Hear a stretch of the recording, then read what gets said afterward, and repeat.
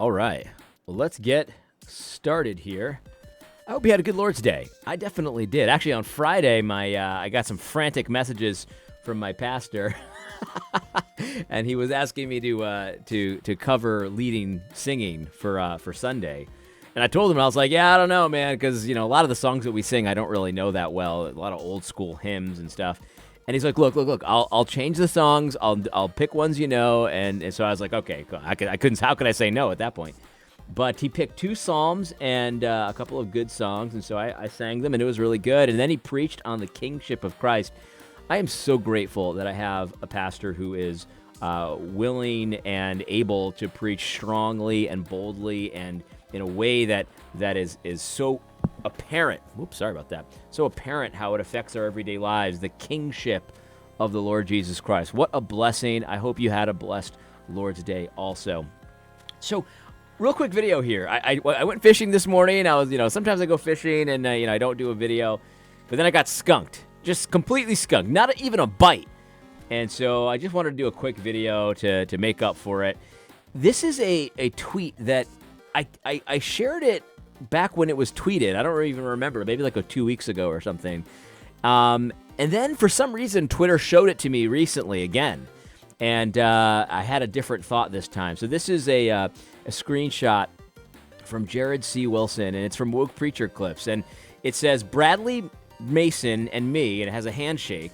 And he says, both wanting conference speaker bros to be specific when they weigh in on hot topics.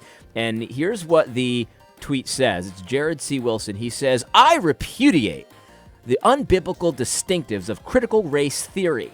But I think the pervasive use of pornography is a much bigger threat to the stability and sanctity of your church than CRT. Be careful that you do not fight on a dummy front while the enemy gains ground at your flank. And then Bradley Mason, also a carpenter, says, what are the unbiblical distinctives of CRT? Now, Bradley Mason is a critical race theorist. And so he's obviously criticizing Jared here from a different perspective. He wants Jared to be specific. So, it's cool to be against CRT, but what are you actually against? And that's fair. I want him to be specific, too. These people are so rarely specific because once they get specific, that's when they have to fight the pushback. So they'll say, oh, yeah, I'm totally against homosexuality. Oh, yeah, I'm totally against critical race theory. Oh, yeah, I'm totally against the pronouns thing. But then once you get specific, that's what they don't want to do. So Bradley Mason's here, Woke Preacher Clips here. They're both wanting Jared to be a lot more specific about what he's actually against. And I thought that was funny, so I shared it, a couple weeks ago. But then when I saw it today, it just hit me different, right? Listen to this, because this is a very interesting strategy to get you to stop talking about critical race theory or racism or racial reconciliation, because that's ultimately what guys like Jared want. They don't want you talking about racial reconciliation or social justice. So this is a very interesting strategy to get you to stop talking about it. So what he's trying to do here, I repudiate the unbiblical distinctives of critical race theory. Oh, congratulations, Jared. You repudiate things that are unbiblical. Congratulations.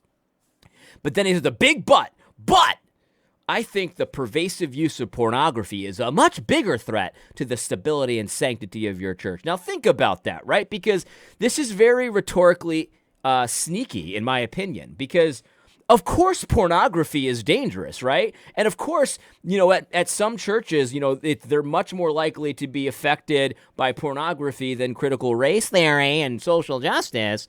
But these are totally different threats, right? He says that the threat of pornography is bigger than the threat of critical race theory. And think about this for a second, right?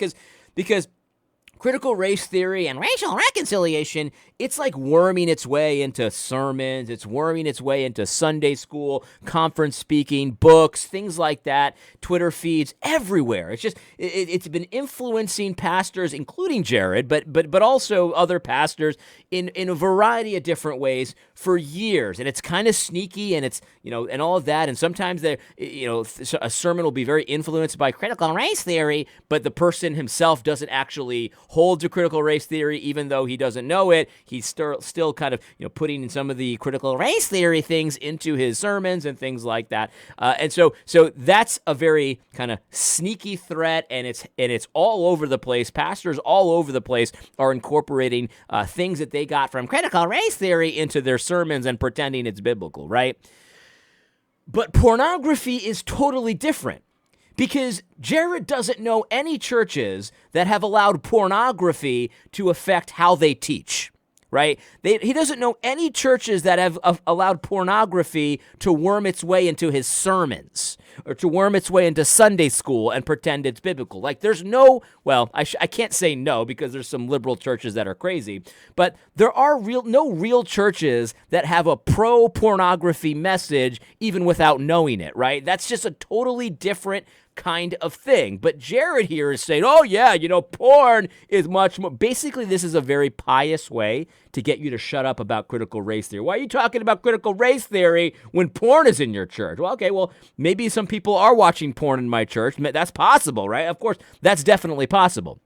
But what I'm talking about is the fact that pastors who are trusted are allowing critical race theory to affect how they interpret the Bible, and probably very few pastors are allowing pornography to affect how they interpret the Bible, because there are no pro-porn pastors out there. And again, I can't say no, because there's some crazy wackos out there, but there's no conferences, evangelical conferences, trying to soft pedal pornography into the church, right? There's no equivalent to MLK 50 on the porn side. Even people that are trying to soft pedal homosexuality in the church aren't necessarily pro-pornography. They're just pro, I guess I was born this way kind of thing, right? And so you could see what Jared has done here, because who could argue that pornography is a threat, right? But he's saying, if you agree with me that pornography is a threat, then shut up about critical race theory, because that's a dummy front. That's a dummy front. And these threats are totally different, but even if they weren't totally different, it's possible to do both, Jared. Like, it's possible to fight against critical race theory and porn at the same time. In fact, almost every church that I know does both. You see, this is the thing. Jared is so disconnected from reality, because there is I don't want to call it a renaissance, but there is a renewal of anti-pornography rhetoric and just and pushback and things like that. And it's a lot of the same people that are coming against this insanity, this woke nonsense, are also against all kinds of degeneracy, including porn, including all this stuff. So like, people like to make fun of Gab.com and stuff like that. Oh, there's a bunch of Nazis over there. Right. But you see, the thing is, like, on Gab.com, we're against critical race theory, right? And we're also against degeneracy. Like, you can't post porn on Gab.com the way you can on Twitter, right? And what a surprise. Twitter is pro-wokeness and also pro-porn. So you can do both at the same time. Jared actually doesn't want you to do either, right? If you're going to pick one, he wants you to be against porn. That's great. Everyone, congratulations. You've taken a very hard stance against pornography. But he wants you to shut up about critical race. That's a dummy front, right? So we can walk and chew gum at the same time, and we can also think like big boys, right? We understand that pornography is a very different kind of sin than the sin of wokeness, because both of them are sin, right? But one of them is worming its way into conservative circles, and people are like, "Well, I'm not woke. What are you talking about? I just believe in systemic oppression and totally we gotta eliminate all the disparities between the two races and things like they're woke and they don't know it, but nobody is pro-porn and doesn't know it. You see what I'm saying? Like, it's just these are completely different things. But don't let these they get their holy robes on. You don't even come against porn. Number one, it's not true. Of course we're against porn also.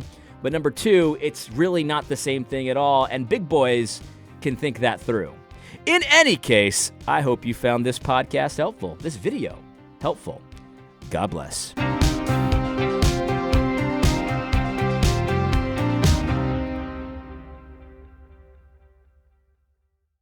By the way, a lot of people have been asking me if I'm going to comment on the Tom Buck and Karen Swallow Pryor situation, and I have commented on it on Twitter. In fact, I'm going to probably put this poll up on YouTube as well. Here it is. Who do you trust more, Karen Pryor or Pennywise the Clown? I got to say, I was expecting it to be a little more even, but most everybody trusts Pennywise more than Karen. In any case, but yeah, I am going to do a video about it as well. I'm trying to think through how best to do it, because it's a serious situation, but it is full of opportunities to mock and laugh and joke and have a great time. So I'm trying to figure out how to best do it. I will definitely be commenting on it for sure, no question about it. What a freaking witch, honestly. I did a video about a year ago, a little over a year ago. Actually, it was on January 6th. It was during the insurrection. And it was called Karen Swallow Pryor Hates You. This video has aged so well about Karen Swallow Pryor and her evil deeds. But in any case, yeah, so I'm definitely going to. I'm just I'm taking my time to figure out how best to do it. And maybe she'll be responding. I doubt it. I don't think she's going to respond, but if she does, that'll be an opportunity for some more comedy as well. Yeah, no question about it. Oh, by the way, one last thing. I think it's funny, every time somebody tries to determine control you, how you use social media, I always kind of laugh about it. Cause I use social media for different things, right? Like I've got Gab, gab.com, and I post my wholesome content on Gab. And for Twitter, I only use it to antagonize Big Eva. That's literally the only thing I use Twitter for. And it's like, you got a problem with that? Tough! You don't get to control how I use social media. So, in any case, I always find that quite funny. Oh, the other thing I find funny is I got rebuked on the YouTube comments yesterday. It's too funny. It's like, this channel's slimy because, you totally break Matthew 18 because you never went to the person yourself before you criticize them publicly. I love that one because, number one, they don't know if I've not done that, number one. And number two, and by the way, I don't even agree with that interpretation of Matthew 18 in any case. But number two, if I did agree with it, they're breaking it right there because they're publicly rebuking me without having come to me privately. I find that so funny and hilarious and all of that. In any case, have a great day. God bless.